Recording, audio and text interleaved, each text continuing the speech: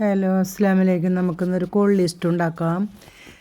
ആദ്യം തന്നെ നമുക്ക് ഒരു ചട്ടി അടുപ്പിൽ വെച്ചിട്ടുണ്ട്. അതിലേക്ക് ഞാൻ 1.5 ടേബിൾ സ്പൂൺ പച്ച വെളിച്ചെണ്ണ ഒഴിച്ച് കൊടുക്കുന്നുണ്ട്. ഇനി നമുക്ക് 1/2 ടീസ്പൂൺ കടുകിട്ട് പൊട്ടിക്കാം. അതിന് ശേഷം ഒരു തുടം വെളുത്തുള്ളി ചെറുതാക്കി എരിഞ്ഞതാണ്. അത് വഴന്നതിന് ശേഷം ഒരു വലിയ സവാള, ഒരു തണ്ട് വേപ്പല, 8 നാടൻ കാന്താരി, ഇനി വേറെ മുളകൊടും ചേർത്തൊന്നില്ലെങ്കിൽ ഒരു 1/4 ടീസ്പൂൺ മഞ്ഞൾപ്പൊടി, ഉപ്പ്, കിഴങ്ങിൽ ഉപ്പിട്ടിട്ടുണ്ട്. ഉപ്പിട്ട് മഞ്ഞൾപ്പൊടി ഇട്ട് വേവിച്ച കിഴങ്ങാണ്. അപ്പോൾ നന്നായിട്ടൊന്ന് വഴന്നതിന് ശേഷം നമ്മുടെ കിഴങ്ങ് നമുക്കിതിൽ ഇട്ട് കൊടുക്കണം. നന്നായിട്ട് വഴന്നതിന് ശേഷം വേണം ഇടാൻ.